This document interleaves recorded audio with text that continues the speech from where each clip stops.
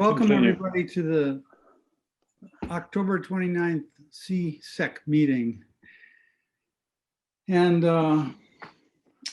we have a visitor that's here for just the very beginning of the meeting who wanted to introduce himself to the rest of the CSEC board by the name of Jake Swenson, who is taking over as the lead of the CAB board, and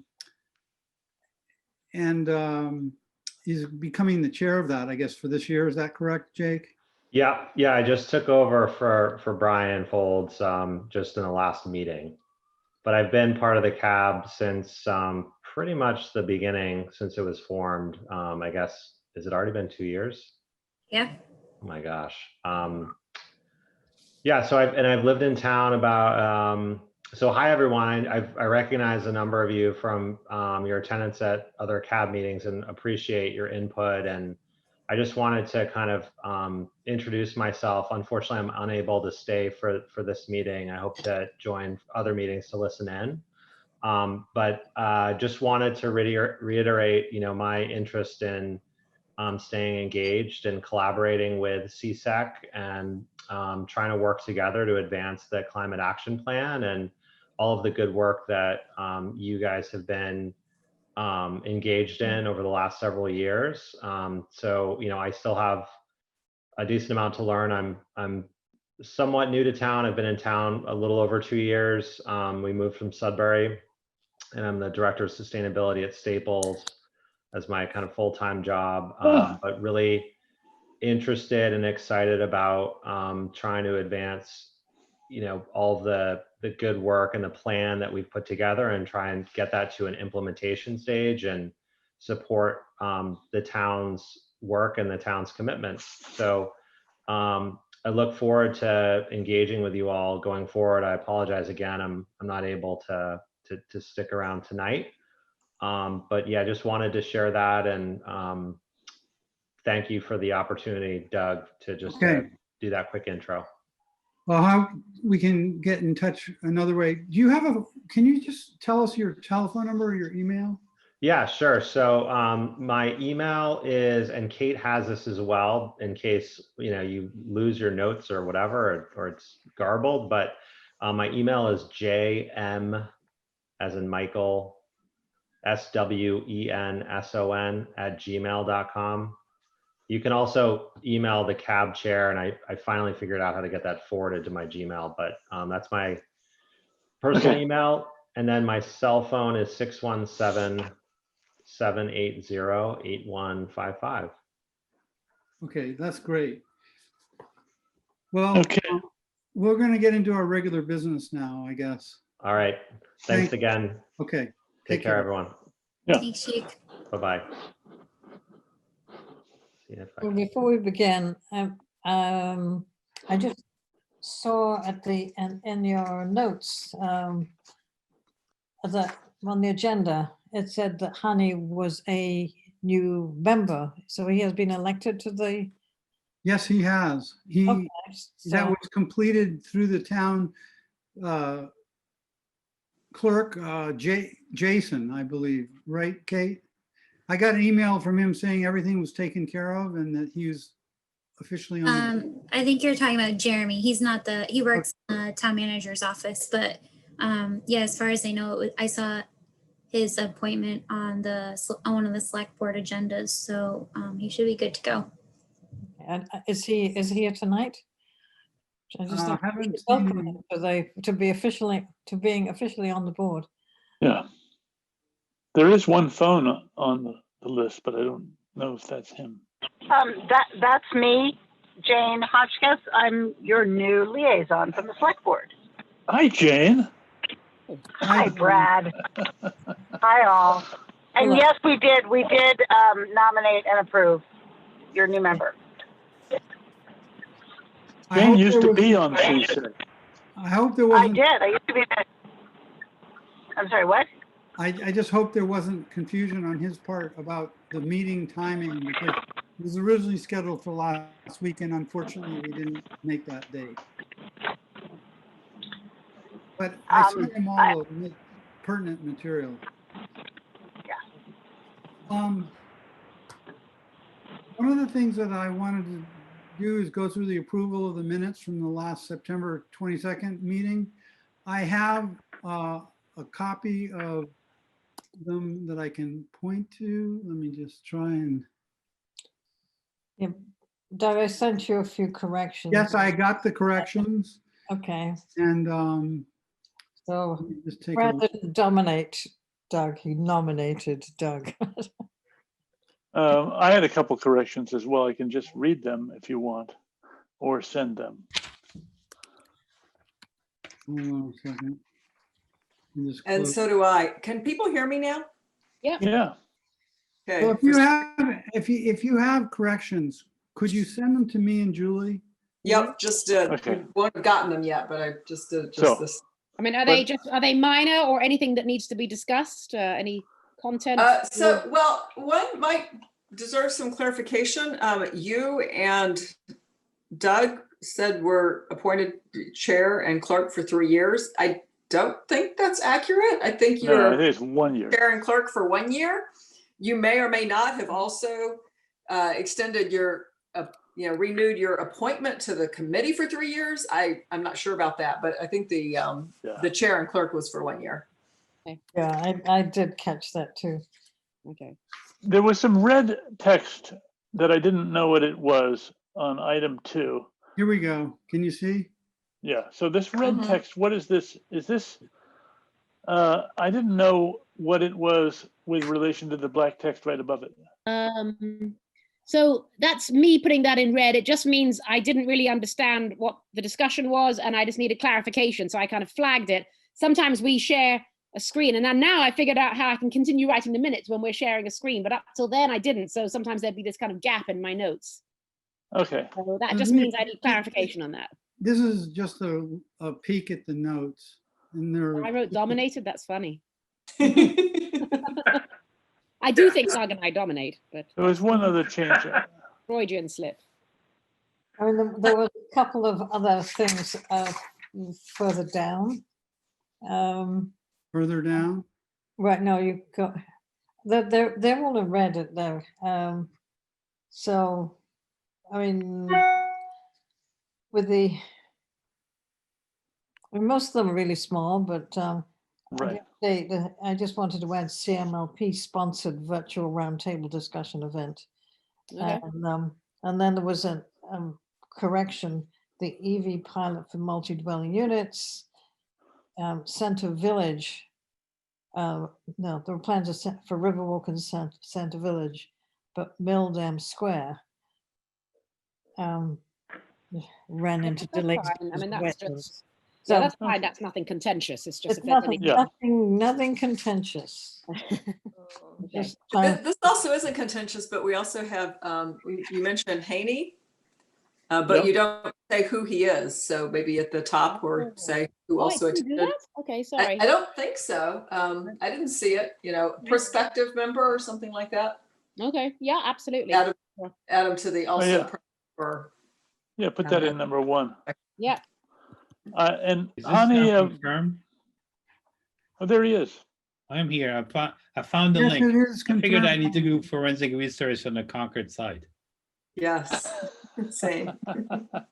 Not exactly very friendly from a search standpoint. Did you should have gotten an email back from Jeremy confirming it. I got one at least, I know, and I I thought. didn't see a link for the Zoom though, but it's okay. That's why I figured it out. Okay, Yeah, Well, welcome to the board. yeah. Thanks.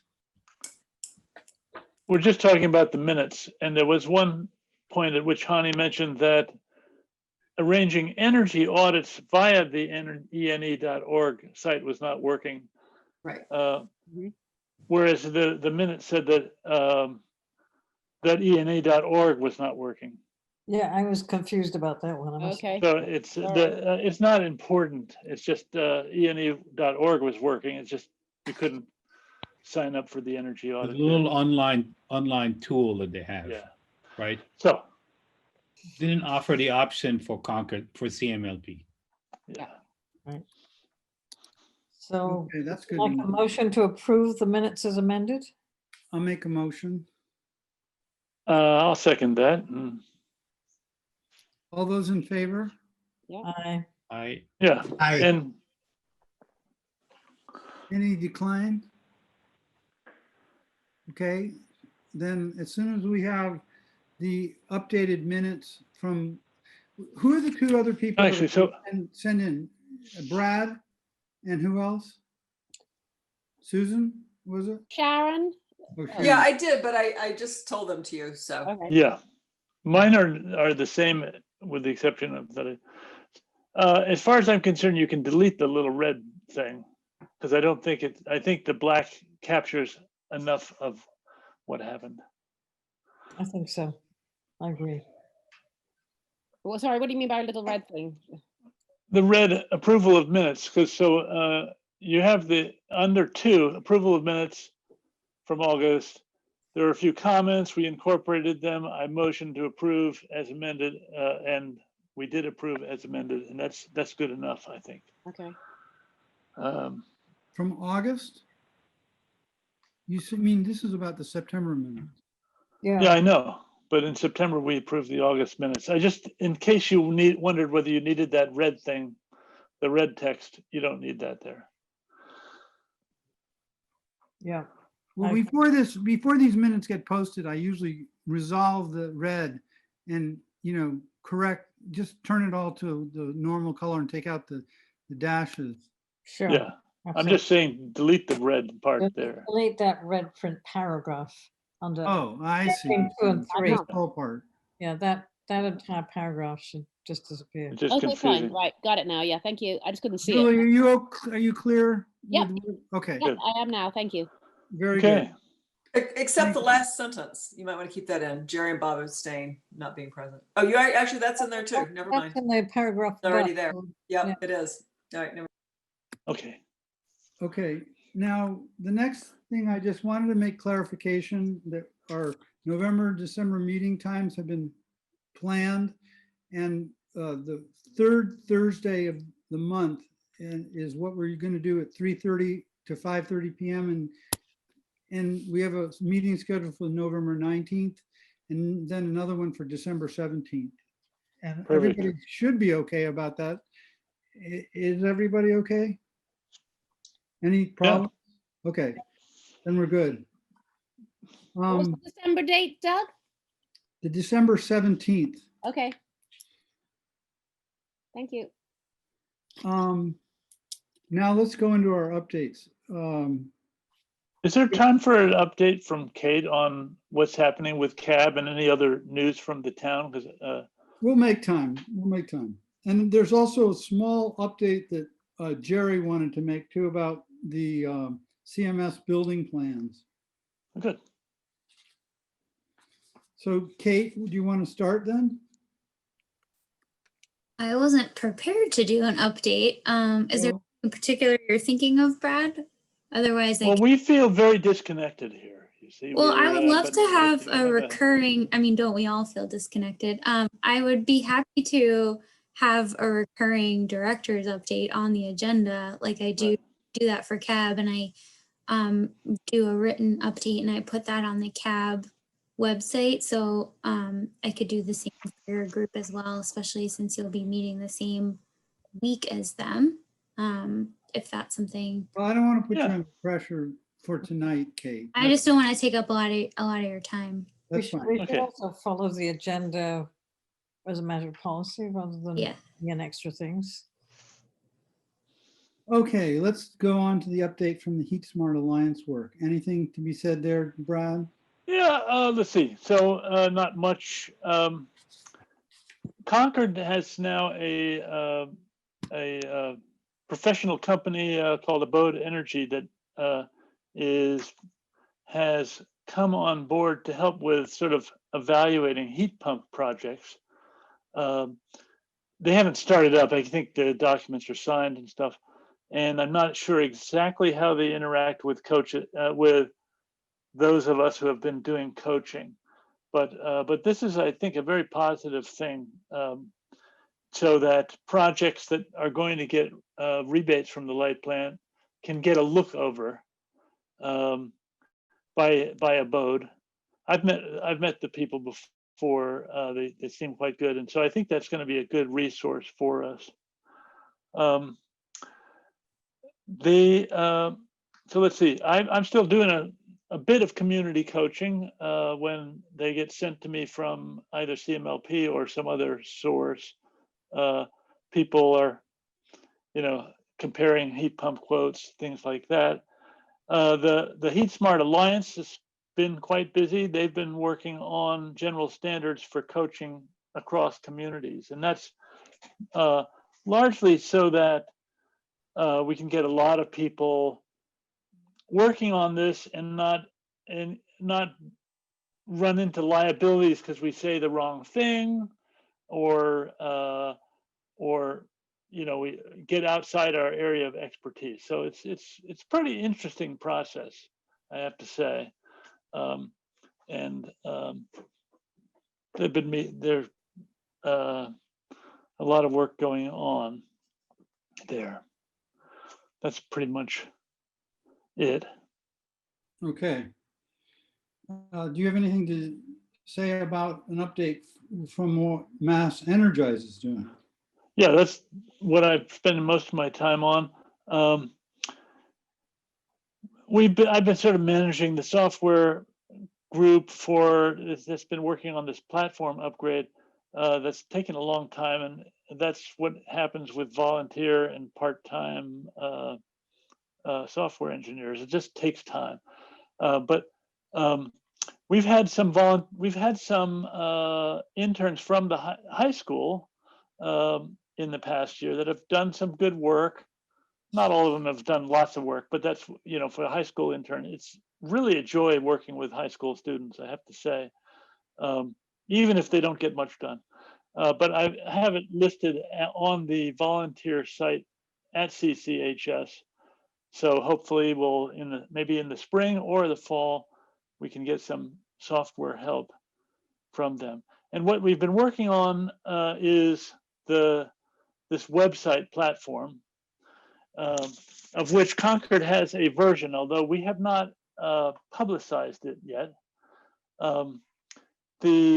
What now is pointed to by coolerconcord.org has events and actions. It does not list service providers. We decided that's just too much trouble. But instead points people to the local pages, on the local sustainability pages for other resources. And we do have one high school intern that's going to start doing some social media. And I'm kind of waiting for our web platform upgrades to be done to fix some of the features of the website before publicizing it. Anyway, I'm about a year behind what I said I thought we were where I thought we were going to be, but I'm happy with the way it's going. We also have a monthly meeting of community leaders from all the communities. We have 5 communities that are using this website, and several other people who are interested in stuff. And we meet once a month and talk about, and they're very interesting meetings, because people from Newton and from Lexington and all these, they have different experiences that we can all learn from. So that's been a good experience. Brad? Yeah. Brad? You say 5 communities, but I thought you had more towns that were involved. Or am I thinking of the Heat Smart Alliance now? On the Heat Smart Alliance, there's like 17 towns. Okay, that's what I was thinking. I'm getting them mixed up. Okay. All right. But when I say that, on the Heat Smart Alliance, we have people from 17 towns. It's not as though the towns are kind of officially enrolled in it or something. Right. Okay. Then that's a process that we will hope to go through with that. Okay. Good question.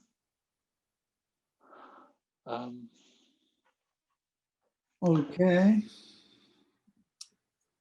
Anything else on that front? Doug, do you want to toggle your screen back to the agenda? We're still looking at the minutes. That's a good idea. Thank you. To find them. Oh, no. Hold on.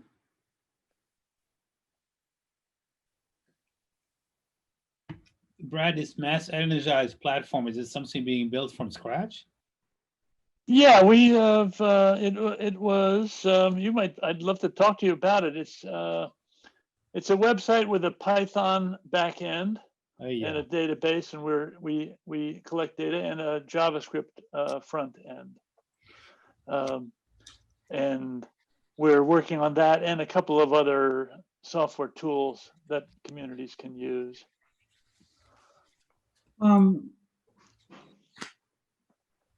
Be interesting to see when it's a little bit more ready for prime time.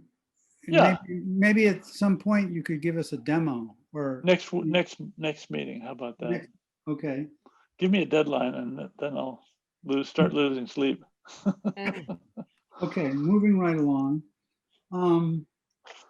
Anything to update us on regarding the EV programs, Janet? Well, the EV event with the dealers, I think went well. I listened into the first one.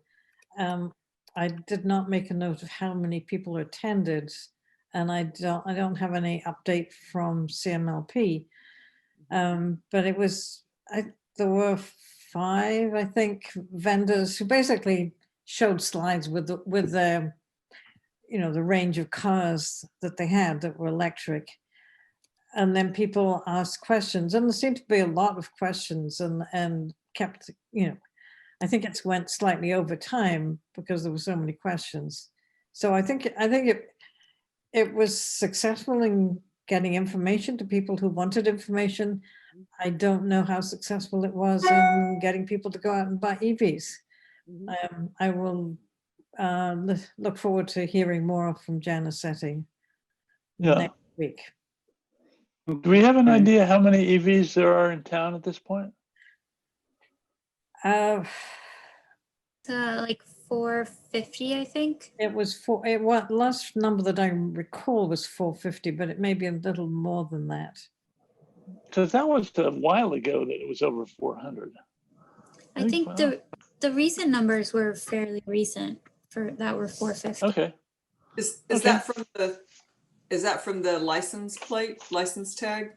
How do you know the count? That's based on the assessor's database. So vehicles registered in Concord. Oh, good. That's excellent. Okay, but that probably gets a yearly update then. One thing Yeah, it gets a quarterly update. Okay. Usually. Janet, I sent you. I mean, it hasn't gone up so much because people are sort of upgrading their EVs. They're buying a new one, but they're maybe they're getting rid of a hybrid, plug-in hybrid, and getting a full EV, or getting a bigger one, or their lease runs out and they're getting another car. So there's turnover in there now. I found out about an interesting organization that is being supported through an organization that some of you may have heard of called Series, which has to do with the EV Auto Alliance program for corporations that are converting their fleets of vehicles to an EV type of vehicle. Janet, did you ever find out any more about that? I did not. I mean, I know there are various efforts to get commercial vehicles into EVs. But for the town, I'm thinking that we're focused on individuals mostly. I'm not sure how much we need to get into what the businesses in town are doing. What do you think, Kate? I mean, there's many efforts to get large companies to transition their fleets, and a lot of them are doing that. But yeah, I think at this point, our focus is on more of the residential front in terms of EV adoption. Okay. The next topic I have on the agenda is to introduce Brad's effort and starting point of looking at a little bit better strategic planning for CSEC. I don't know if all of you have had a chance to look at the draft that he sent out to everybody, but this was a very significant effort, I think, on his part to help infuse more perhaps energy into what we're up to and doing. And I wanted him to discuss where we're at with it relative to his feelings about the video projects. I'm not trying to minimize or diminish what our efforts will be or can be about the video projects, but at the same time, I'm hoping that we can start to look at this for maybe some of our own planning purposes. One of the things I did was I sent out the summary spreadsheet link that was called CSEC Actions version 2 from Final Climate Action Plan, July 2020. That was to go along with what Brad had sent Well, out. that's included in the appendix of what I sent. Good. So I don't, it's not a separate doc. I did some critical thinking about potential ways that we might approach this, but I first of all wanted to have a short discussion and let Brad present his perspectives on this and talk about the plan, and then maybe get other people's perspectives on whether they think it's something we should be doing or it's headed in the right direction or how we want to treat it. So go ahead, Brad. Yeah, I just wanted to, so I enjoyed a couple afternoons with Doug working on these videos, and I've decided that that's hard work. And as much as I love spending time with Doug working on videos, I don't think it was kind of going to be ready for Hollywood anytime soon. And so I'd like to second that. Sharon and I spend a lot of time, and we're not videographers. Yeah. It's going to be very difficult to make them consistent and good. So here's my motivation. I love the background, Bob. That must be on a boat there. My climate change theme. My climate change. So addressing climate change is why we're here. At least it's why I'm here. And the climate action plan gives us some very good things to work on. But in the past years of CSEC, been on it now 5 years, we've worked on projects that have saved, in our estimation, hundreds of tons of CO2 per year in a regular year. Those are things like solarized campaigns. This Cooler Concord did 350 tons of CO2. Those aren't enough, but that's kind of a metric. And I'm into the numbers. I'm a numbers person. And when I think of the video project, which is a lot of work, I would be very surprised if it has, I wouldn't be surprised if it has about 1/20th of that.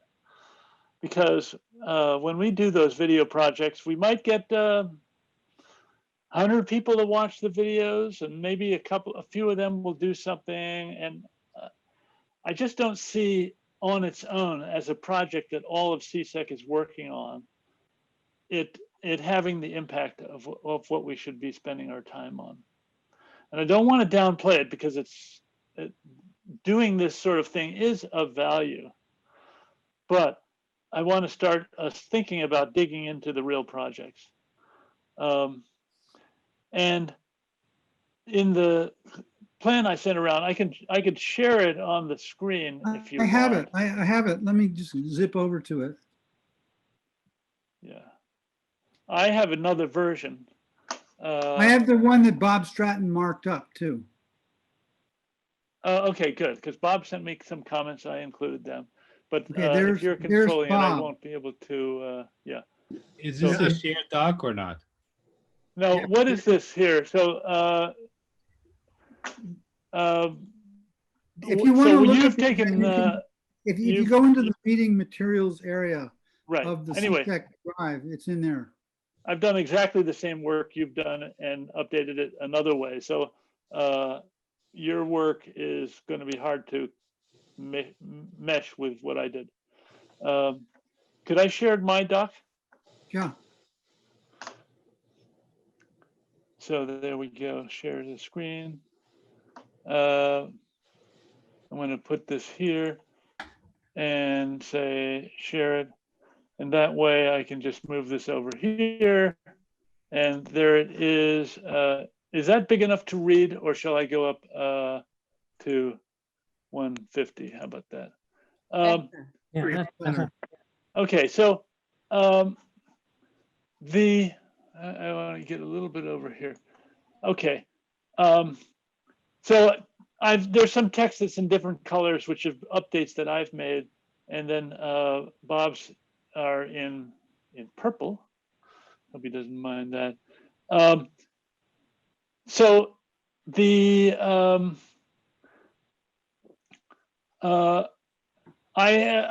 I've incorporated, there are quite a lot of different actions. So what this does is it lists different areas and different programs that we could do.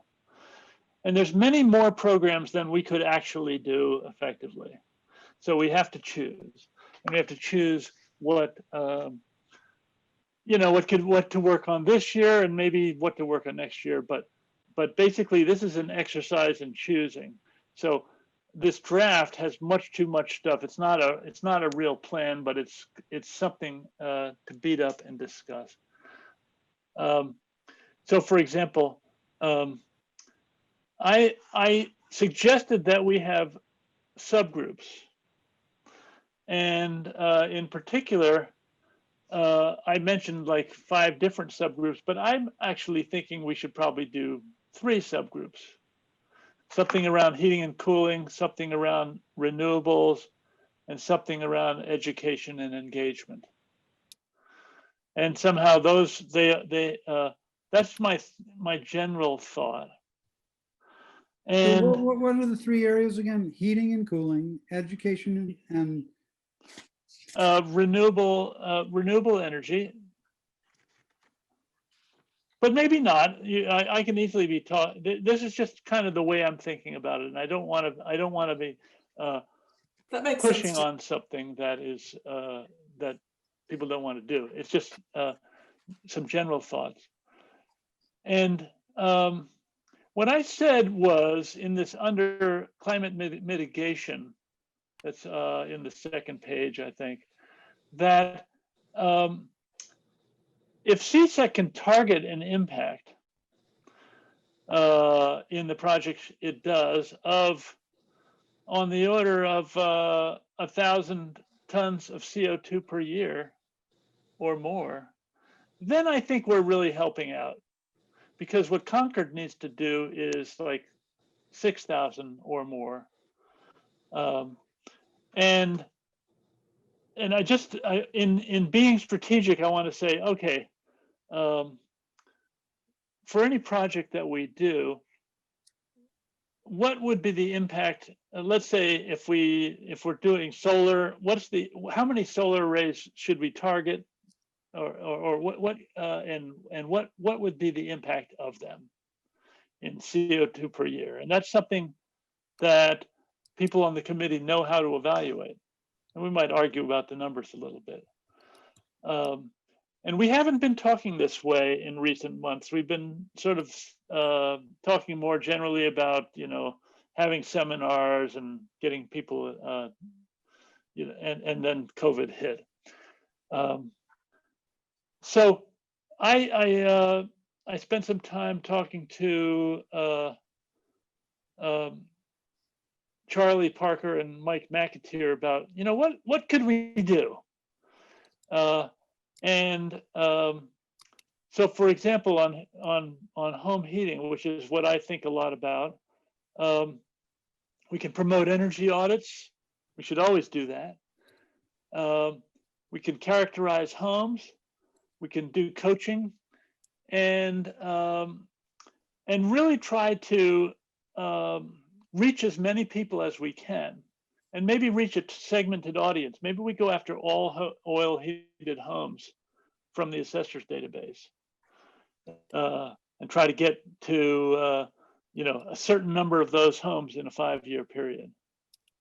You know, what I like to see in terms of home heating and efficiency is some kind of a loan program, like a sort of that gets passed on to the next owner. So you put in your investment into doing an improvement, and you pay back with your electric bill or something. Right. And then if you sell, then the next owner continues the payments. And I know other places in the country have done that. I don't know whether it's possible with the CMLP or how it could work. Right. Now, in the draft document, I did put a little section on financing subgroup. So if there were people on CSEC that wanted to arrange such a loan program, that could be a project that we work on. Okay. But we'd have to get, we'd have to have the okay from the town. Whatever we do has to fit in with the other stakeholders. Stakeholders, the right word? Brad, I think I read that section there. Yeah. I think there is really not much of an incentive for a seller to invest in a property they're selling, unless it is going to improve the price, right? Right. I think if you reverse it and say, could we have an incentive program for the buyers to do a mass energy assessment and to build into the financing of the purchase, basically,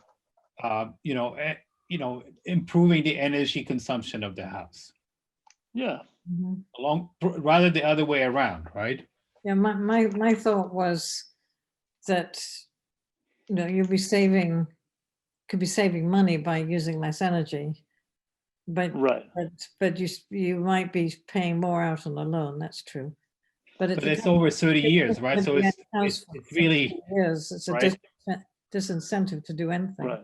Yeah. But the question is, does anybody on CSEC have the experience and drive to make headway on that? Yeah, and the answer may be yes and maybe no. I don't know. So this is kind of the nature of what I tried to do, or the general description of what I tried to do. And I don't want to dominate the discussion any more than that. But I mentioned the sort of project that I think would be fun to work on but it needs. I think it needs a subgroup working and really trying to define what can we do, and reaching out to other people on the CAB, Kate, CMLP, etc., and seeing One where of we the fit in. things, Because Brad, that I did.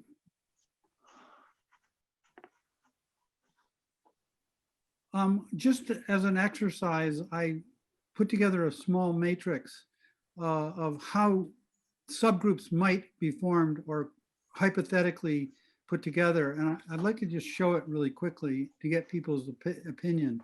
It's not like it has to be like this at all. This is just a first shot at trying to do it. And Can I just jump in for a sec? Sure.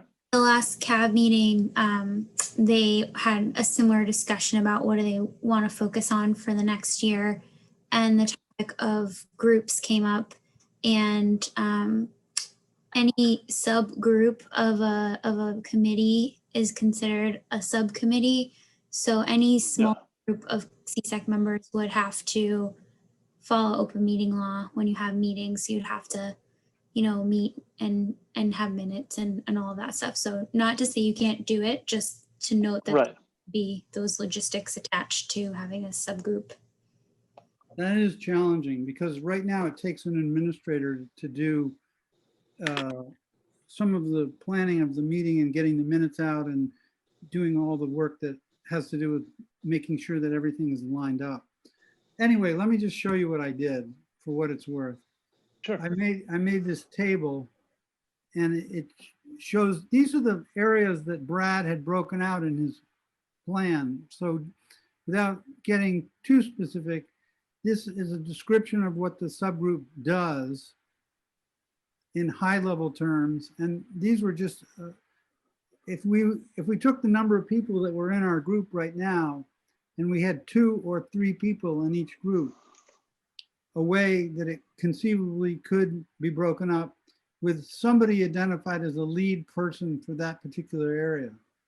I do not think that people are necessarily going to jump on this at all, but I wondered how people felt about this type. I mean, is this where it would go to, Brad, in your mind, or? Well, I expected what Kate said about the open meeting law, and that kind of suggests that you don't want too many subgroups. Right. and the number that I sort of threw out there was way too many, probably. But it's but there's nothing wrong with following open meeting law as long as we can, decide on, if there's going to be a separate meeting, have somebody taking notes. It's a fine thing. Yeah.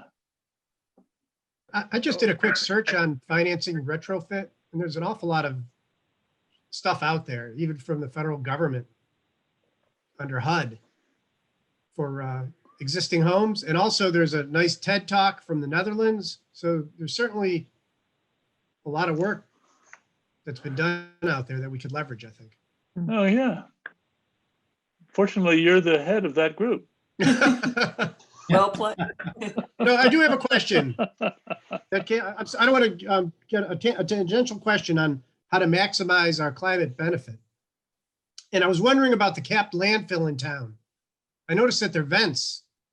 And when was the most recent study about methane emissions from that landfill? And is it included in the inventory of the town? Kate? I don't know the answer to your first question. The inventory for the town is following the greenhouse gas protocol for cities. And so I can't remember the exact details. It's been a while since I looked at the methodology, but I believe there's the methodology includes an estimation for methane leakage that's standard across all greenhouse gas inventories. So not specific to that particular landfill. So it includes gas leaks from National Grid, of which there are many. It might be an opportunity for us to put a fuel cell out at the landfill. Yep. We have a hydrogen powered vehicle. And when you look at a greenhouse gas inventory, the biggest sector by far is buildings. Residential and commercial make up 60% of our emissions. Yeah. Okay, I didn't mean to divert us, but I tend to do that, sorry. One of the things that I noticed about Brad's plan with the strategic plan was that if you compare he had an appendix in it, and the appendix follows this spreadsheet almost exactly.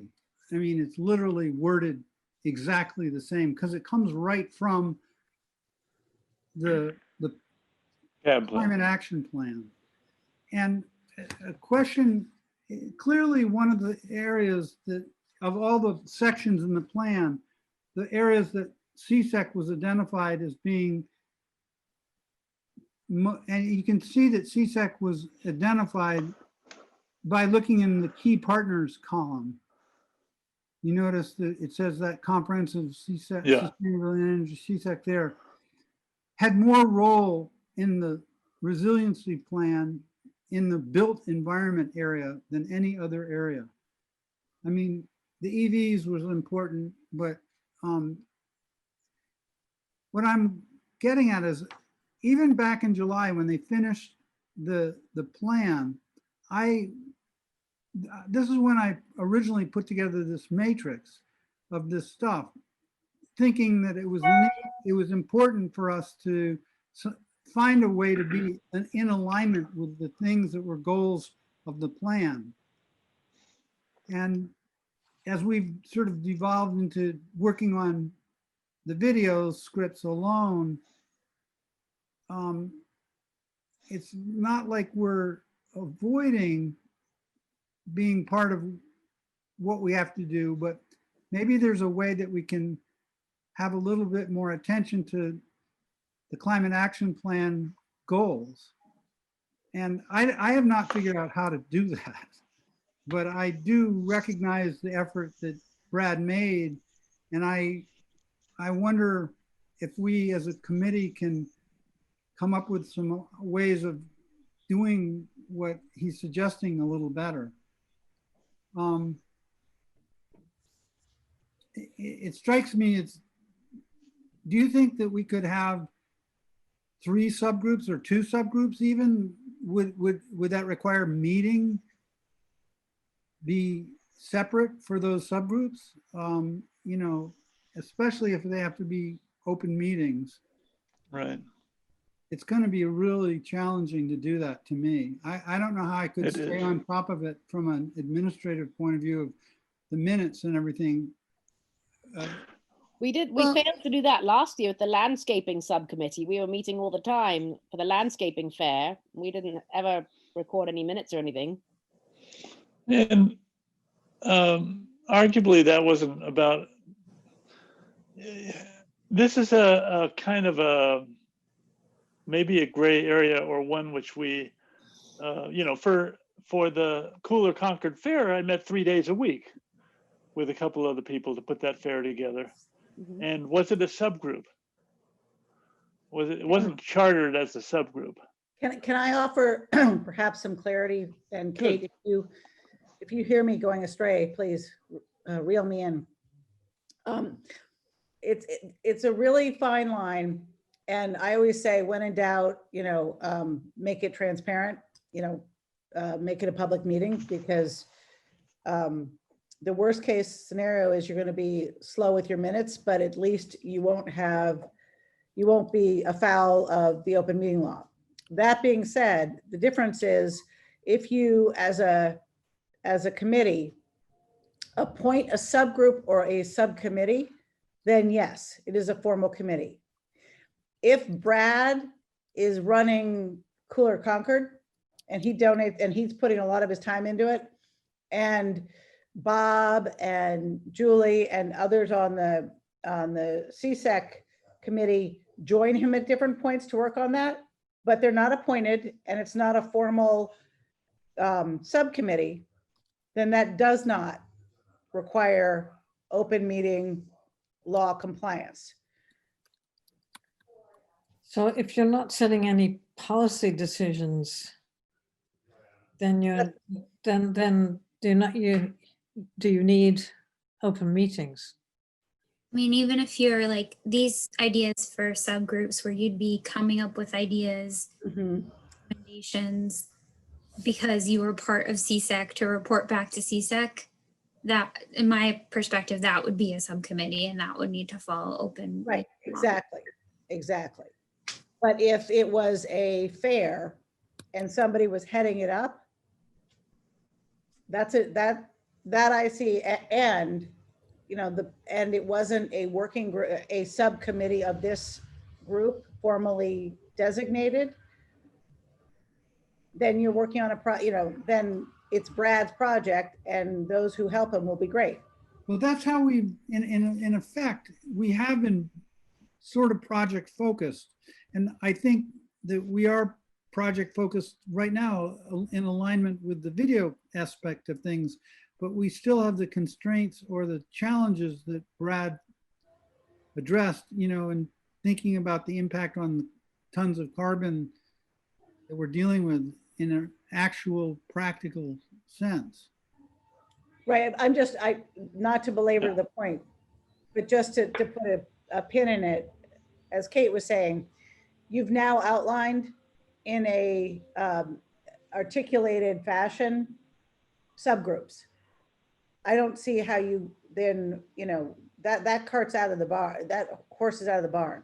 You've formed, if that is the pattern you choose to follow, you've now formed some subcommittees. Okay.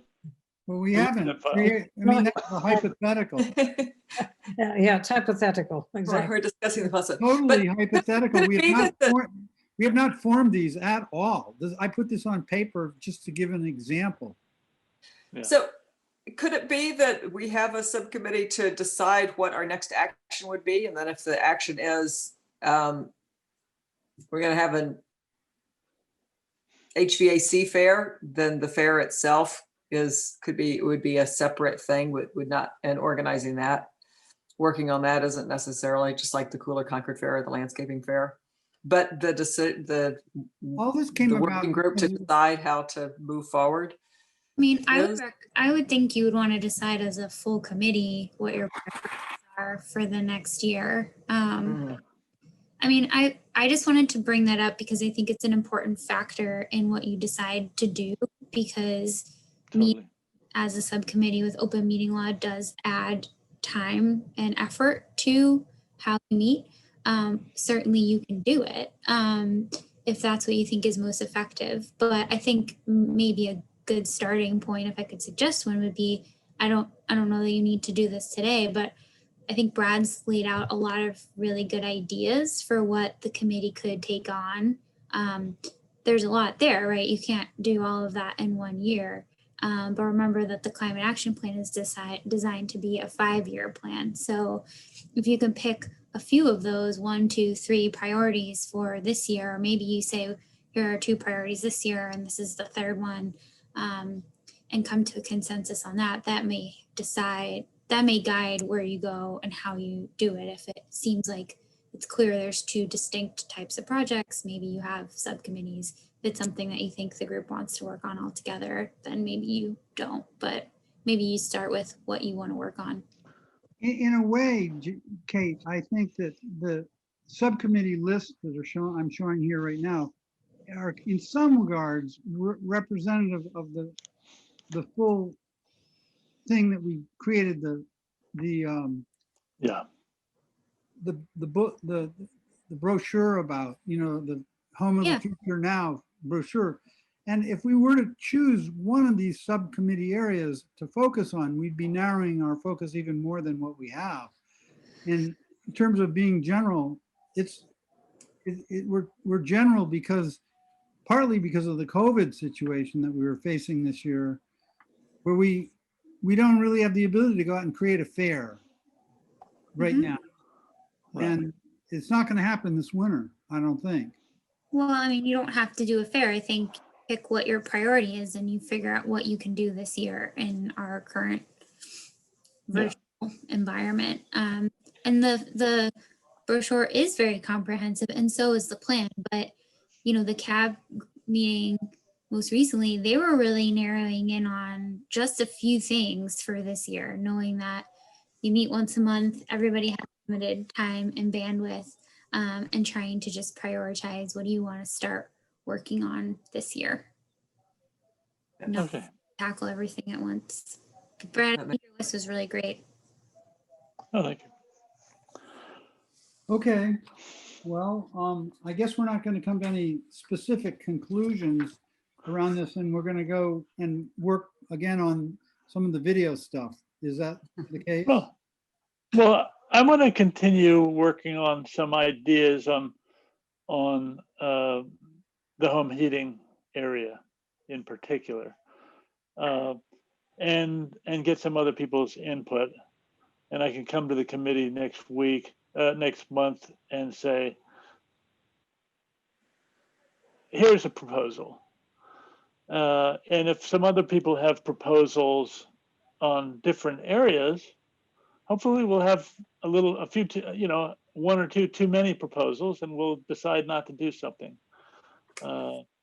But How do others feel about coming to the meeting with some proposals of some of the stuff that might be listed, using this as a starting point? My thought is that it would be good to focus on buildings, of energy efficiency, but maybe also solar panels on buildings and heat pumps, but to focus on buildings and weatherization, whatever. Yeah. Yes. And come up with ideas of how we can promote them and get people to do something, which is to me is a huge challenge. And also Right. the other thing is we've got this brochure, we're sitting on it, and nobody, it's not going anywhere. Nobody knows about it apart from people on this committee practically. Well, one of the listings that we've had in the agenda for a couple times so far has to do with ideas for distribution of the poster better. And we certainly could work on that further.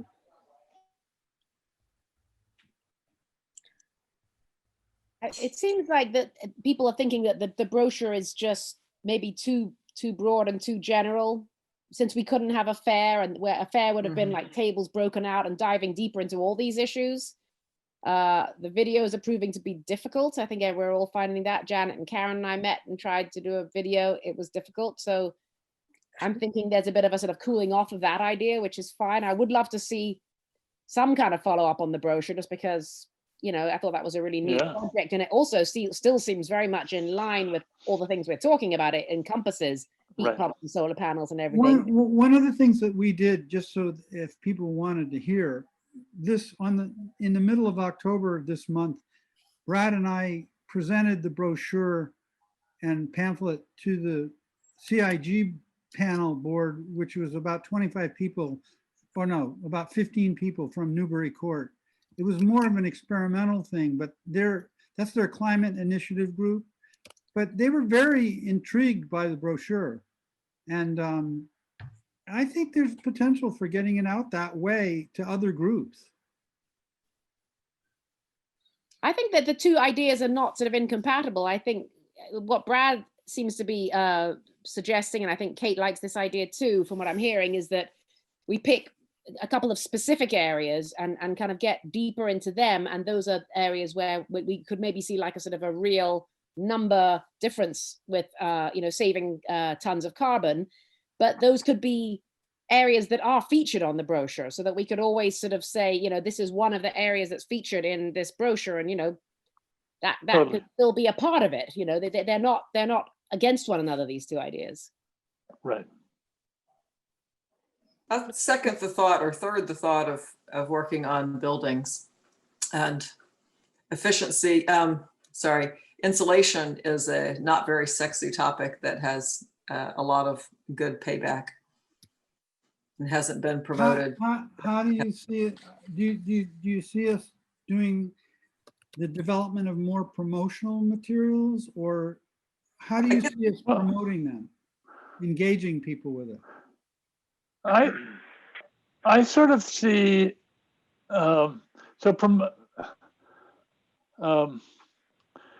it's a question of whether you throw something out there, and let's say you throw it out to as big an audience as you can. You know, you get the schools involved and you do a promotion, and that's one thing. And then another, what I'm more thinking about is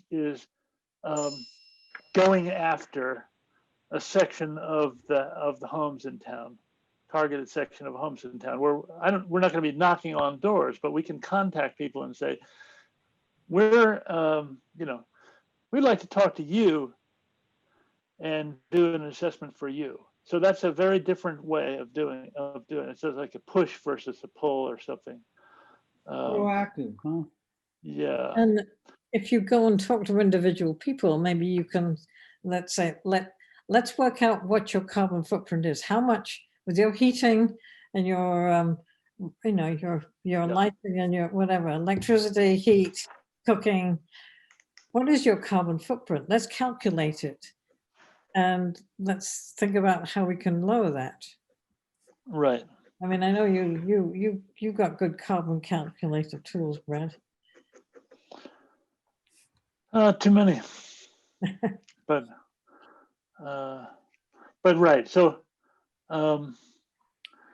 because with the climate action plan, we're talking about, you know, we kind of got to change all the houses ultimately, And we can do all the promotion we want. We'll reach segments of population, but we won't necessarily reach. So I'm thinking about really trying to define what's the lowest hanging fruit right now and going after it. That's kind of my general thought. And I'll try to refine it some, and I'll talk to some of you in the meantime. Mhm.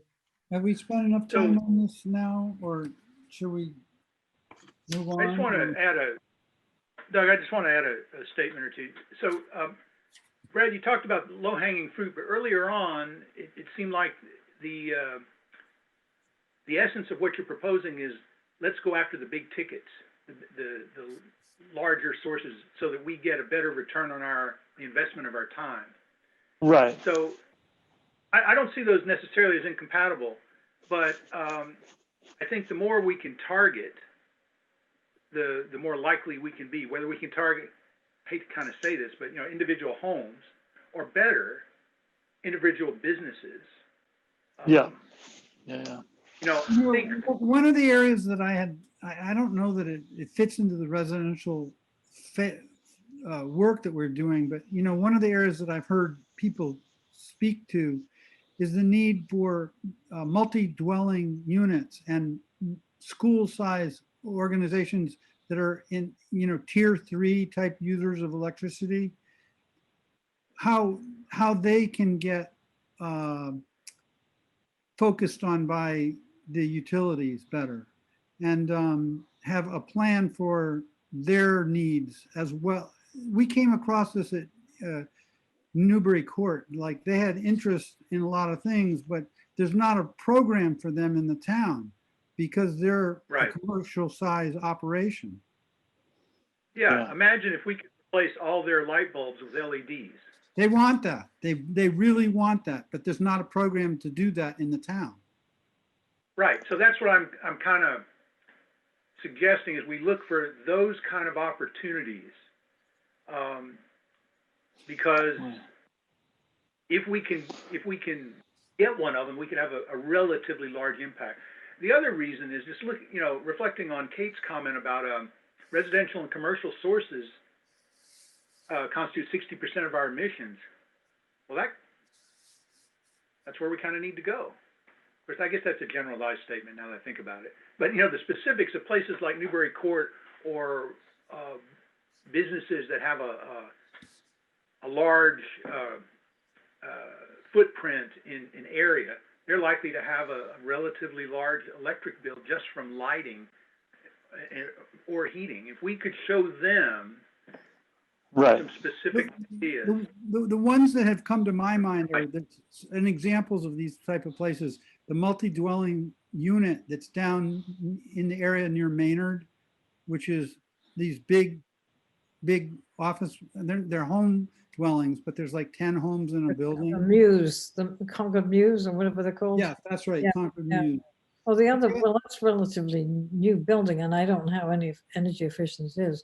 What I was thinking of was Concord Green, which, the buildings are fairly old, and they have this structure where the gas, there is only one gas bill that goes to the condominium. So there is no incentive whatsoever for anyone to cut back on their use. So it would have to be a condominium effort. And from what I understand, there's not much of a push there. Well, one of the things we found out when we talked to Newbury Court was the guy that runs the Newbury Court was at the meeting, and he suggested, well, we'd love to have a consultant come in and give us advice about what we can do and the incentive programs that we could have for this type of thing, but who do we call? Yeah. There you go. Now, most of those big multi-dwelling units are gas. So from the point of view of changing heating fuels, you're not going to get very many people switch to heat pumps because gas is too inexpensive. So that's kind of where I'm coming from when I'm thinking, well, you'd like to get the whole town, but focus on propane and heating oil, and then you can actually make an argument that you won't lose money, and you will, you really ought to think about this, because it's really hard to go into a place and say, well, this is going to cost you more, but. Well, is there any possibility that we could have a service that would be able to address these multi-dwelling or commercial sized businesses? Or is that completely out of our purview? Well, There are programs for commercial customers at CMLP and through MassSave. right. I And know that CMLP is pretty people- good at reaching them compared. They have had, for lighting, for example, they've been reaching out to commercial businesses for years, and they've done a lot of the LED upgrades in some companies. I don't know. You had an intern that worked, that did an assessment of that, right, Kate? She looked at strategies for reducing emissions from the commercial sector, so you can check out her report on the website. Yeah. Do you think it would, I mean, is it even within our purview to have like a set of people from CSEC try to have conversations with some of these multi-unit dwelling type places or schools or things like that, and I understand what they feel is missing in terms of what they want to do for their own sustainability plans? If it's a project. That's a big project. Yeah, I mean, It has to be yeah, I think it has to be more specific. Hard to say. Well- It's a tough nut to crack when you start talking about Right. multi-dwelling and especially renters, although we don't have that many in town. Right. But it is certainly a tough nut to crack. I should mention, though, that in terms of the town, it is possible to get a copy of today's assessor's database and know every building, where it is, what the heating fuel is thought to be, etc. You can be very concrete, and you can start with a list and say, here's 50 of them, or we don't have to really speculate, because that's public information that we're able to get, and I've gotten it before. Well, multi-unit dwellings might benefit from a sort of group solar project. I mean, if you have one big roof, you could get solar panels up there and to make them somehow shared. And I don't know. It's a half-baked idea. Sorry. No, Milltown was looking into it years ago. If you have the, it increases everybody's HOA fee, but if the group comes together and decides to do it, they can do it. If the CMLP would let them, which is not obvious. That whole nut is a interesting, maybe should be opened up more. Yeah. I mean, how well do even the people on this committee, I know you understand it pretty well, but maybe there's room for more education on all of our levels to understand why that is better. Anyway. Yeah. Let's move on. Well, I guess I mean, the position that I'm in as I try to plan the agenda for these meetings is, are we just going to readdress this next time we have a meeting, or can we move it forward in any way? Well, why didn't I said I was going to try to put a proposal together for home heating. Why didn't somebody else try to put a proposal together around some of the other aspects? I mean, like maybe renewable energy? Yeah, for example, if that is, I think we should, we should come together and say with some. It's not going to be cast in stone, but it will be something that we can say, I propose to do A, B, and C, and D, and we can. Does anybody about want it to with- volunteer for any one of these subcategory areas? To at least address it in terms of what we might or might not do? I wanted to work on heating and cooling with, I think that's what makes the most Yeah. sense. I'll work with Brad on that. Okay. Anybody else? Just as you suggested, Doug. Yeah. I mean, my feeling is we should focus on one thing at a time. And when we've worked out a plan for buildings, after that, we can start talking about I think Good. renewable energy. So it doesn't, we're not so Okay. fragmented. Well, why don't we start with that one then? Let's Okay. just start with the buildings and heating it. We'll see how it goes in the next meeting. And Yeah. depending on how it plays out, we'll keep trying to work it in the best way we know how. Is that a reasonable objective? I Yeah. don't want people in the committee to start to feel like we're drifting and not focused well enough. That's my biggest Right. concern. The other thing Right. about buildings, should the plan be to focus on residential buildings only to begin with and then go on to commercial? I mean, to Yeah. separate them out that way? Yeah, very Makes sense. different. That's, we have the sustainable home, starting with the homes, and Kate might be able to pipe in or someone, but I suspect that we have a lot more homes, a lot more energy use in homes than commercial in this town.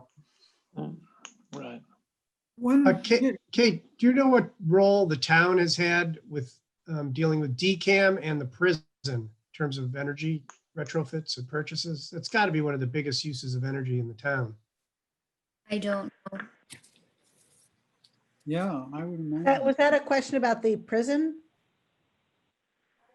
Yes, it was. Bob, I'm nearly 100% sure that goes through the state and we don't actually see much. I mean, Well, they must buy That's the a question. power from us. Don't they Right. buy their electricity from us? well, I would check with CMLP. And do we have a liaison from CMLP on this? Yeah, you're bringing up a very good point because the liaison program to these different committees is pretty important part of what we're doing, but we haven't had too much interaction. Bob, you were, I believe, to be the CMLP. Oh, no, Jerry Frankel. Yeah. Is the CMLP. Yes. So Have you- I have been following them, but I've missed a number of meetings recently. My scheduling got all out of whack on COVID, and I haven't resynced. So I have been in touch with CMLP and Dave Wood regarding the Concord Middle School, but not recently on the broader issues. So, Jane, nominally I'm the person. Haven't done a very good job of it lately, but I'll take That was this as not intended to point out anything. yeah. And in fact, I'll reach out to Alice right now on the board, on the CMLP board, and just find out what we know about the prison's energy use. But I think that's a sidebar, and I don't want to get us sidetracked. Thank you. That'd be interesting to learn that. But I would really love to hear too, like what, in the next meeting that we have, Jerry, if you have a chance to find out more about what's going on at CMLP relative to some of these topics that we've touched on, that would be great. Yep, I can do that for sure. Okay.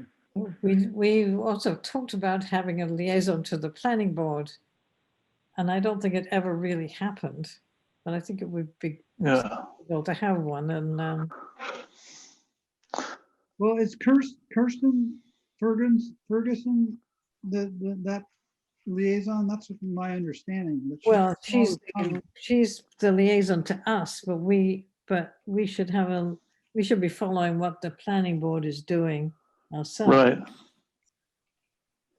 Does anybody have an interest enough to take on that role?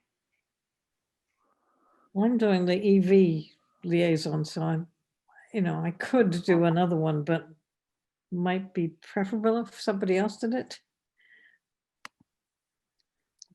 I can try and attend some of the meetings. Who's it? virtually. There is a big thing coming up in front of the planning board in the next month, which is the subdivision that the West Concord 1440 Main Street turned into. Yeah, I've attended some of those meetings from the personal point of view. So, was that Karen that said that they could- Resident, and I have written Yeah. a letter to the planning board of my opinions of what shouldn't happen. Was that Karen that said that they would attend? Okay, Yeah. want me to clarify. Okay, I think we should add to the building, heating and efficiency, the financing piece, and I'm happy to research that. okay. And Doug was prescient again. Putting Rob on financing. These were all guesses. I didn't make any presumptions at all. I just sort of felt like where people sort of seem to be going. Either you did a good job or we're very compliant, or both. You're very nice to say that. This is a working group or this is a subcommittee or what was the final decision on that? Not a subcommittee. It's not a So subcommittee. this is a working group to present to the committee. Right. Those would be one and the same. Okay, see, that's the problem, that's It's the challenge, right? It's a couple of people that talk and put some ideas together. Okay, That would be a working group and a subcommittee. Not if the people don't have names. I like that. Anonymous. But if somebody, like, Bob said he was going to do some research on financing. Yeah. He's not a committee. He's Just Bob. that's right. So I mean, for people to go out and do research and then come back to the committee seems the most sensible way to do things and avoid the subcommittee problem. Well, do you want to move on? Sure. Mm-hmm. I think regarding 8, we have the status of the webinar development work being developed in our sustainable homes. There's nothing to be said, but I've got your names, Brad and Julie, around that. Really, we haven't done any more on that, have we? No, I did note that the adult education, Concord Carlisle Adult Ed was soliciting people to give lectures. Well, we're the same way we which did sound- them. I think you need a new internet. Yeah, you're picking up. I couldn't hear what you were saying at all. I said, maybe we could do something with the adult ed. Yeah. That would be great. That would be good. I don't know. I didn't jump on it just because I didn't have the time, but I'm willing to take a look at that a little bit, just if you give me the contacts. yeah, okay. I will send you the contacts. That's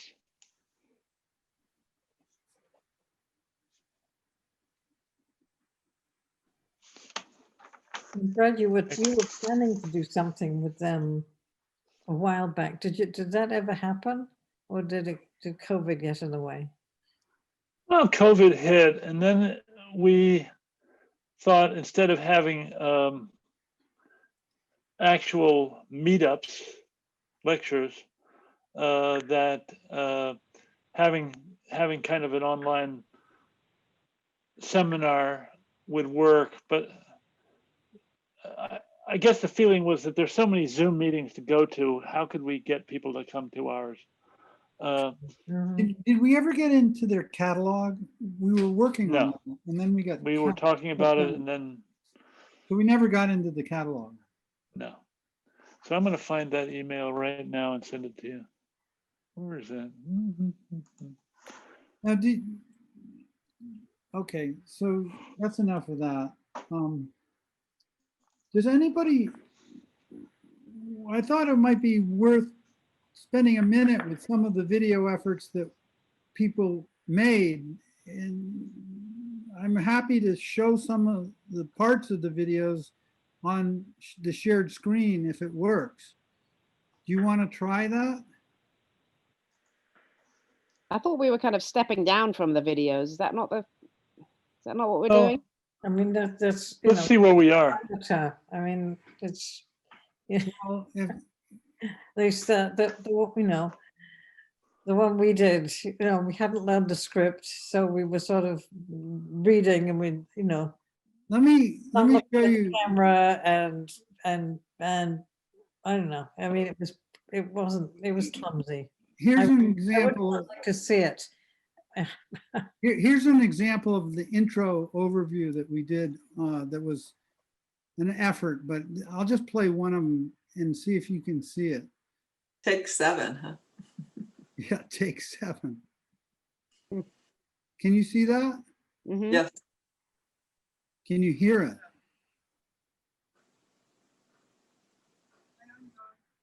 Can't hear it. Yeah, very, very faint. Coming, it's going to get louder. Otherwise known as CSEC. And I'm Brad, also on CSEC.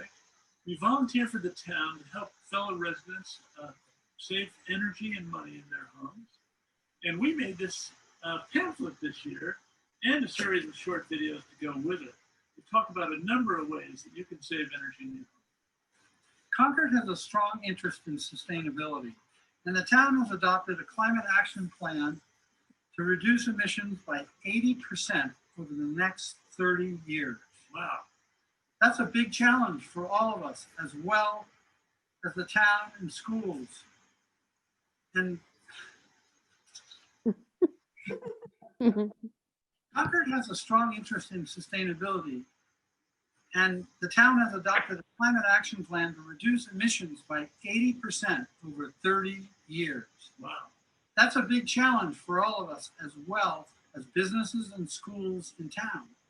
Our homes are the biggest emitters, more than half of the total. So there is a lot of opportunity for us to do something to reduce emissions, which is why we made these videos. But why did we make them now? Well, we can't visit you this year, but for reducing emissions, the sooner the better. And we think that 2020 is a great year to take stock of where we are and where we need to go. Also, there are a number of technologies available now that were too expensive a few years ago, but may take some explaining, and we're here to help. So now we wanted to just review some of the technologies that are outlined in the pamphlet that we've got here and give you some highlights as to technologies we should be considering. First of all is weatherizing your house, which means improving insulation, air sealing, and perhaps window improvements that keep heat in during winter and out during the summer, all of which will help you save on heating and cooling bills. At the same time, electrifying home heating and cooling with energy efficient heat pumps and with heat pump water heaters can work very effectively and make use of CMLP's cleaner and cleaner electricity. You may also consider installing a heat recovery ventilation system, which brings in fresh, healthy outside air without losing energy in the process. Another consideration that you may have is upgrading your energy-saving appliances, such as refrigerators or induction stoves or heat pump dryers, and lighting options for lowering electric use in the home. We'll be also talking about water all the things that you can do in your home to reduce water waste and save on your bills. You know, driving electric cars and or plug-in hybrids and what your house needs to charge them is really going to be an important topic for all families coming in the future.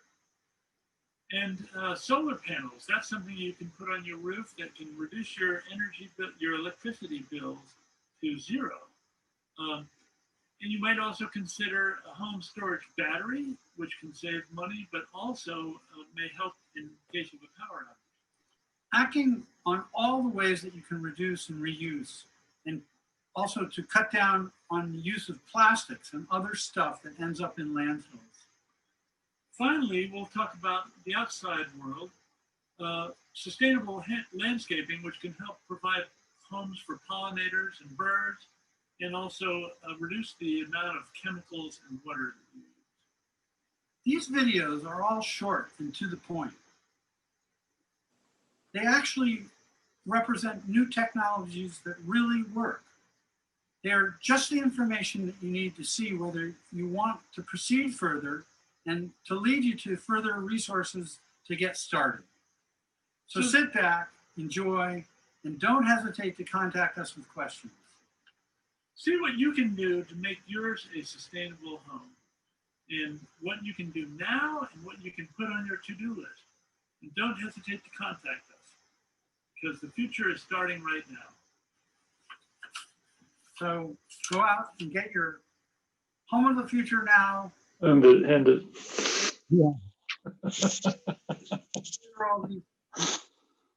Painful. I think it was less painful than our EV effort. I don't know. Pretty comparable. I wish I'd read the minutes before we did our videoing, because we forgot to turn the camera sideways. That's funny. And then that was just the intro. Does anybody have, did any of you manage to upload a video that you want to show on here to any of these areas? I sent out the information about it today, but we can show it if you have, or can any of you share your screen and show what you were able to do? I don't think any of us want to. Yeah, I was being very quiet here. Yeah. No, I mean, it's all pretty awful. And, I think we should just cut to the chase and just say, we gave it a really good effort. And, the fact is, it's all pretty amateurish. I mean, ours was totally that way. And, we're none of us actors. We're not videographers. I think we gave it a good shot. I don't think it's good enough. There it is. Here are our other tries, but I'm not going to play them. But this is the appliances one. I say we pull the plug and do something else. Okay. I'd like to second that motion. All in favor. Oh, that's funny. There we go. You can't beat around the bush with these things. I learned iMovie. That was one sort of benefit. Yeah. You had the hardest job, Karen, trying to edit it with different takes. Well, that means that number 10 item really doesn't have a role unless we want to engage the high school youth some other way. It was to review ways to engage the high school in creation of short videos about. So we can skip that. What about 11? Further ideas for the distribution of the CSTEC poster. Determine if we're interested in doing any targeted placements of the poster, and we worked so hard on it. I know. Yeah. Is anybody, we can put it up in the library. The libraries are open, so, and they do have bulletin boards. So putting it up in the library might be a nice place to put it. Maybe it's worth it having at least identified a few areas like where we could leave some of the brochures. The library being one. In the window of shops that are closed anyway.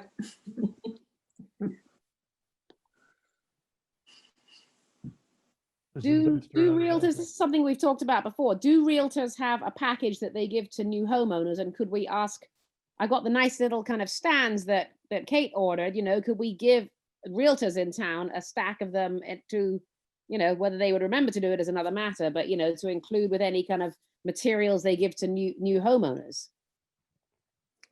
I think that would be an excellent idea if we can get them to do it. Wow. Yeah, so engaging realtors in this stuff is not trivial.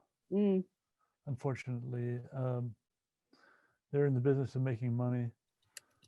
There are,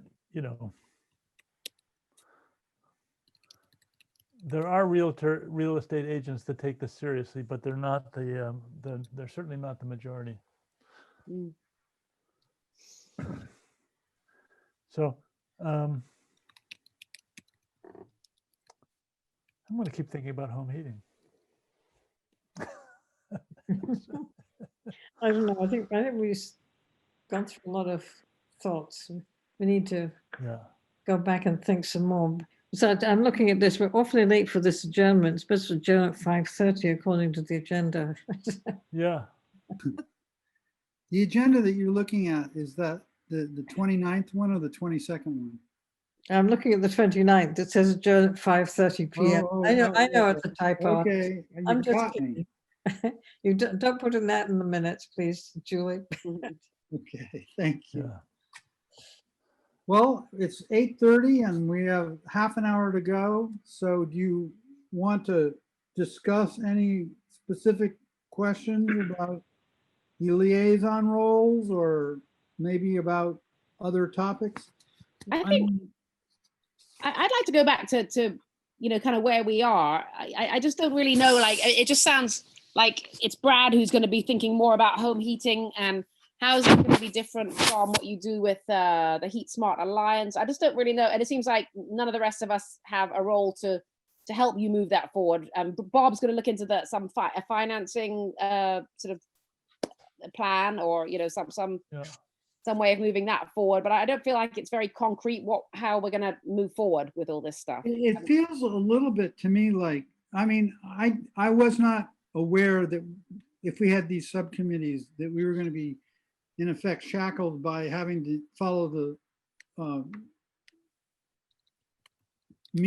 open meeting law and continue to follow all those rules in the subcommittees. So I just feel like that puts a certain amount of constraint on what we can do if we wanted to have these subcommittees, and it just doesn't seem to work. Yeah. Well, Janet had suggested maybe we focus on one thing and don't get segmented as a group. I think that's the word you used, Janet. Well, and she mentioned buildings and heating and efficiency and tied financing of that into that too. And yeah, Bob was going to look into financing. The renewable energy area also is the part that contains the solar component of building improvement too. So if you wanted to include the solar, you'd be blending buildings, heatings and efficiency, renewable energy and financing all into one area. So we're back to where we were before in a way. But they do all fit together. So the only parts that we don't want to be fragmented, maybe that's the way we should consider it. Just one. No, this is how we improve buildings and all those things are part of the project. Well, maybe we need to conceptualize a new project then. I have a question, Kate. The CAB is meeting the day before CSEC in the next couple of months. So I need to pay more attention to what they're doing and who's emerging as co-workers. Because in the climate action plan, we're not listed as a champion of anything. We're kind of one of the players, and we got some ideas, but they have to kind of work in the context of what everybody's doing. Mm-hmm. Let me show. Yeah. And they're meeting, they'll meet the Wednesday and then you'll meet Thursday in November. And for context, I don't have the document in front of me, but they were looking at just a handful of projects for the coming year, looking specifically at the actions where they're tagged as a champion, to get going on some kinds of policy questions in particular. You think it makes sense to make sure that what you pick is synced up with them? Right. I just would like to join in and support Kate's idea.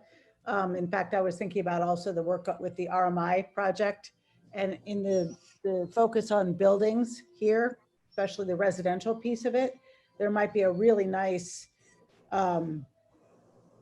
sort of partnership between CSEC and CAB, not to be overlapping, but to be reinforcing. And, you know, with one, at the very beginning of the meeting, I think somebody was talking about CSEC as being sort of the, I don't know whether it was Brad or whether it was you, Doug, who was describing the policy versus the outreach. Engagement. Engagement, right. And I think that's a nice way of putting it, because I think that's in line with the way the two committees can, you know, CSEC has always been a more outreach-based organization. Yeah. Excuse me, my spouse has decided to listen to something really loudly right now. It's nice. And now that he's not on school committee anymore, he's got all this ridiculously empty time at night. Tell him to take out his saxophone. There we go. So Brad, will you please? I'll share a picture with you and you'll. Anyway, sorry.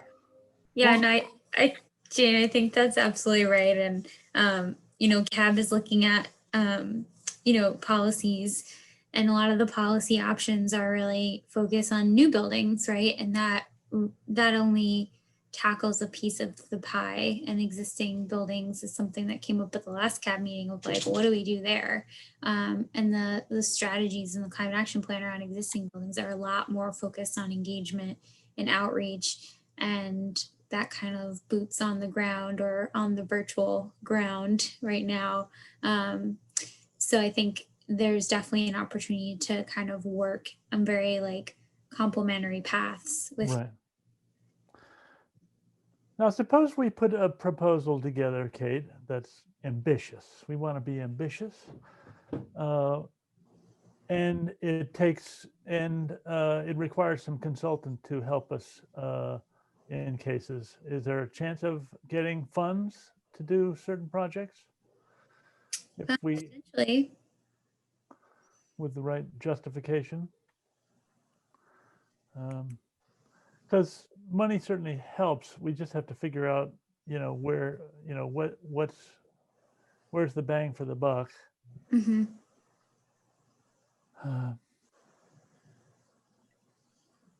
Yeah. Well, I think maybe meeting between now, maybe Brad, between you and me, maybe meeting with the new head of CAB, Jake Swenson, might be to compare notes on what is on their mind. And I mean, the meeting, the good thing about Zoom meetings is they're all recorded and they end up on YouTube. So you could go back to that CAB meeting and take a look at that section of the meeting to hear the question there, if that's helpful. Yeah, and I think, you know, like I said, Brad put together a really good list that ties in some ideas with the climate action plan. So I think if Brad flushes out an idea, a proposal for one project, if everyone takes a look and just, you know, maybe there's something else that jumps out at you as something you think, oh yeah, the group should really focus on this too, then you'll have a couple ideas at the next meeting to weigh what you want to focus on this coming year. How do we find the YouTube CAB meeting recording? If you just go to the Minuteman Media Network website or Minuteman Media Network YouTube. Would you send a link out to us for it? Sure.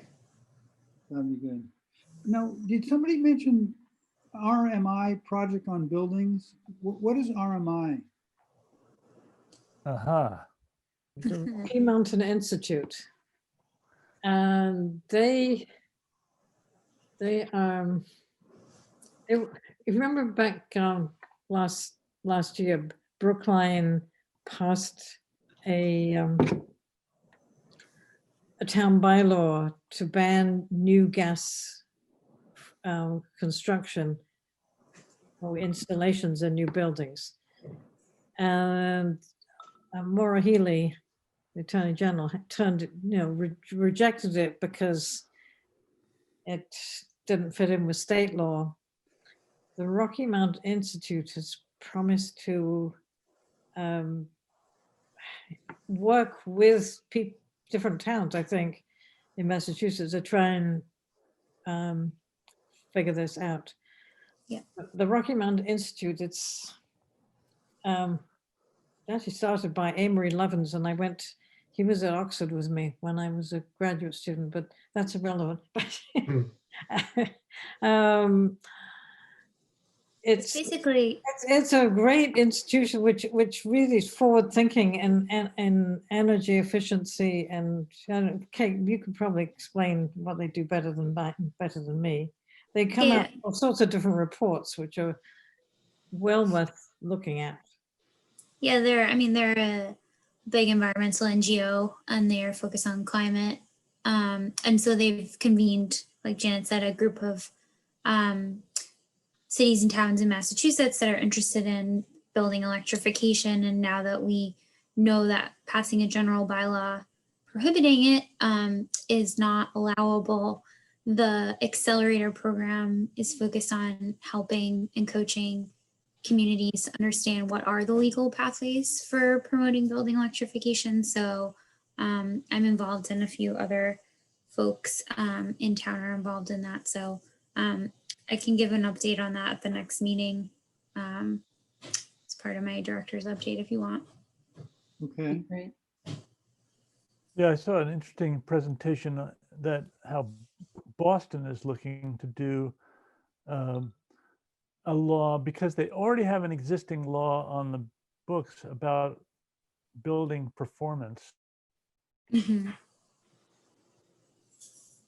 Yeah, and this is, I think Brad froze. But policy for this RMI, moving forward, whatever comes out of the RMI accelerator, seemed to be a top priority for CAB to be working on, but they haven't officially decided that, but it seems like that's where they're heading. Okay. I think Mike Barrett is trying to push the state government to upgrade the laws, but there's a board that's involved with buildings which are basically builders, and they're not very interested. So it's an uphill battle to get anything done there. It's my understanding. Is there any, a thing that I wondered about a little bit? I know that this institution called Green University has been helping a number of sites. Like they worked on the library implementation for their plan. And they've also been working with Penn School. I know that. Oh. And I just wondered to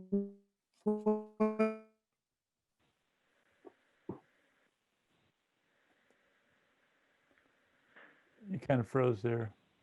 I'm not sure what he's wondering, but yeah, they're working with the library. The deep thought. They are working with the library, and Doug, I was actually going to send you an email this week to get some time on the next CSEC agenda to talk about that, because I've been part of that library group, the committee that's working on the library sustainability plan, and we're in this phase of doing listening sessions. So they've asked that I engage you guys and get your input on that. So I went to one of them. Yeah, this is a next phase, but it's in the works. What is Greener You? They're a consultant firm that works on sustainability planning They started off working mostly with higher education, thus the name Greener U. Got it. They go in and They did a do, lot of LEDs, a lot of LED work and heating replacement. my take on it, Kate, tell me if I'm wrong, is that they go in and work with mid-sized institutions or even some large institutions for that matter, because they worked at Brown University, to develop their sustainability plans. That's correct. Yeah, they started working mostly with higher ed colleges and universities. Okay. I think they lost one of their visionaries though. Oh, really? Yeah. So they've had some reorgs. I believe so. I'm a little out of date on what they do, but I know they were heavily in the lighting area. So there was a mention at the beginning of the meeting about Jerry talking about CMS, because otherwise we've been through all the agenda items. Okay, do you want to give an update on CMS, Jerry? Sure thing, I can do that. So I've been working with Matt Root and Charlie Parker. Matt chairs I think it's called the Sustainability Subcommittee of the CMS Building Committee. Charlie's on that committee. And the aim is to get an energy efficient Concord Middle School, and in particular to try and aim for a zero energy building. So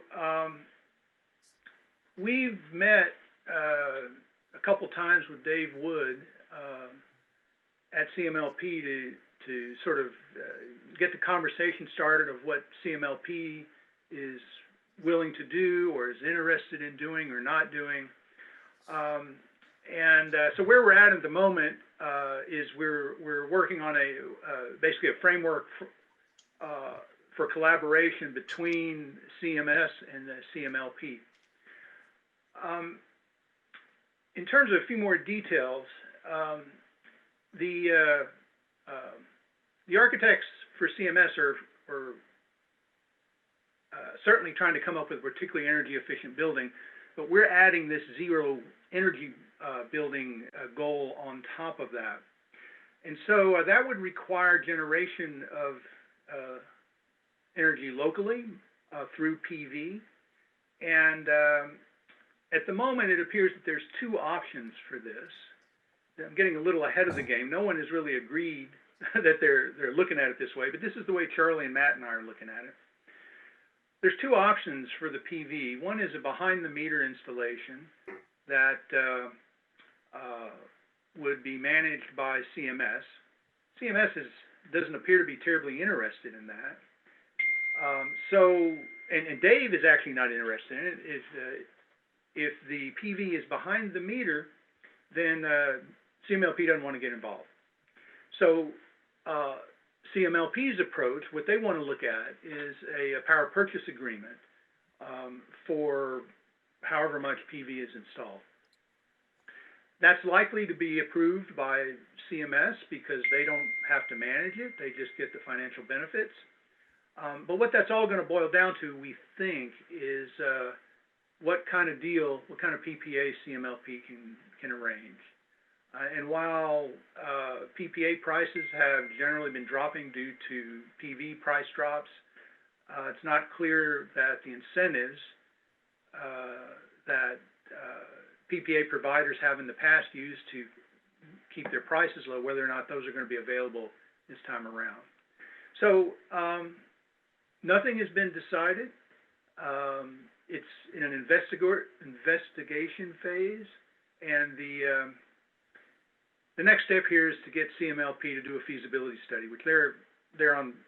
They don't have any opposition to it. They see that as the next step too. Okay. And that should lay out more details of exactly how much is needed, what likely costs would be, what kind of deals we could get on PPAs. And then with that sort of information, then CMLP and CMS can sit down and try and figure out how they make this work. So that's where all that sits. Okay. And does it have to be a slam dunk economically, or is it a high enough priority such that if it's sort of a little bit marginal, we can still do it? Well, that remains to be seen.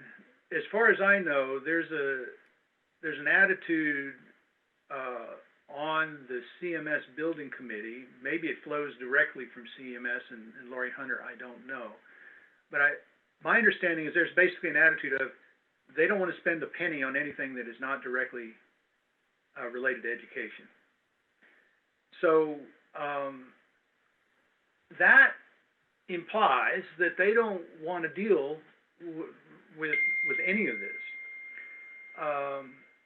The angle that Charlie and Matt and I are trying to take is that, look, the Concord as a community has aggressive goals in this area, and we can build.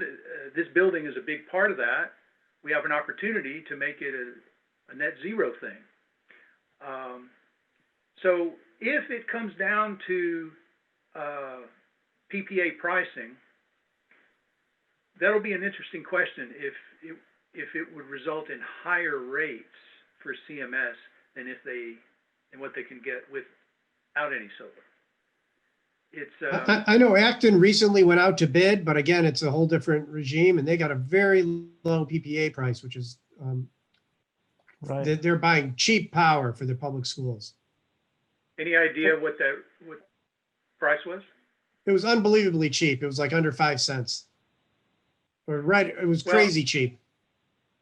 Wow, that's a good sign. Yeah, I have a number. I have a number. I'll find that number. Great. It's public information. So for Concord, though. Right, Concord, it's a whole different regime with the, municipal light plant. But if they let a third party come in, I don't know if they can do that. Yeah. Well, the town has done third-party agreements like this before, and this is I think the way Dave wants to do it, because it makes frankly, it makes his life easy. He just signs a contract. The other company provides the energy. They provide all the maintenance. There's not a whole lot of management for CMLP to do. Oh, there's one other piece that's a positive here. So Dave sees this as an opportunity to help his agenda and meet the town's goals. So that's positive. And to that end, not only does he want to see PV there, he wants the battery there too. From my perspective, I think there's a lot of goodness here, but it's still kind of early in the game, and it remains to be seen how CMS as a whole and the administration will view the additional costs to make this happen. There are, even without the installation of the PV itself, there's some additional costs to make the school PV ready. And they committed to that with a town meeting article, if I remember right. Maybe not. What, LP? Well, yeah, for CMLP, I'm not sure about that. To make a net zero ready building. Now, that was the way the feasibility study article was amended. If they backed off on that to save some money, it would be disappointing. I have not seen any explicit signs that they're going to back off on that. Okay.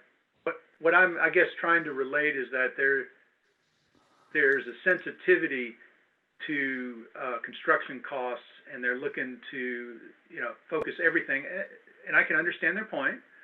Focus everything on education, but at the same time, this is a big part of the town's agenda. Kate, I don't know if you have anything to add to that. I would just add that in case folks are not aware, the middle school building committee is not meeting right now. It's on pause and has been since the springtime, I want to say. I haven't heard anything about the committee coming back together. I'm on the committee, so I assume I will hear when they are ready to do that. But the whole project has been paused. But it got to the point of completing the feasibility study. And through that phase, the net zero ready goal was maintained, and we got some, at least the initial pricing, which who knows if that's still very valid when we come back together. But we had really good results in terms of like air source heat pumps and the like. So yeah, just remains to be seen. Hope we can let you know when the committee comes back together, see where we're at then. Yeah, Charlie and Matt and I, we haven't done that much since, you know, March, but we have tried to move our work forward to at least ensure that we're on the same page. We wanted to initiate discussions with CMLP and Dave Wood. We've done that. We've had a couple of meetings. They've both been positive. You know, so we just got to get down the road here a little bit. But the next step, we think, is for CMLP to have a feasibility study done for how much energy is needed, how much can be generated, what do we think that, not what do we, but what do they, whoever does this study, what do they think the costs would be? And then with that, you know, we should have information so that both CMLP and CMS can begin to decide which way they're going to do this. I have a question for you, just based partly on my ignorance. Does CMLP have, is there a policy in the town or with the CMLP that for power purchase agreement type situations above a certain number of kilowatts, they're deemed non-residential, and then there are limits on who can run them? They can't be run by third parties. They have to be run by CMLP directly. And it has something to do with the grid too, the way the grid is configured. I don't know anything about those policies. There are some issues that Dave is very sensitive to in terms of how much solar is on certain circuits in the town. Basically, it's saturated, and they, for some technical reasons, they're not in a position to allow more solar on those circuits. That's actually one of his motivations for the battery.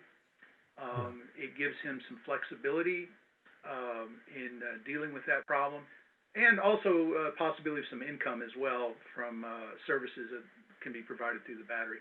But as far as the particular policy about pricing versus volume, I don't know. Could well be one. But I'm not aware. Do you know anything about that, Brad? Not much. I just know that it's 9 o'clock. Okay. My computer just. Yeah, We're ready it's to my adjourn. Okay, I'll make a motion to adjourn. I'll second that. All those in favor? Aye. Hey, Thank Okay, you, guys. All right, thank you. Thank you. bye-bye. See you. Good night.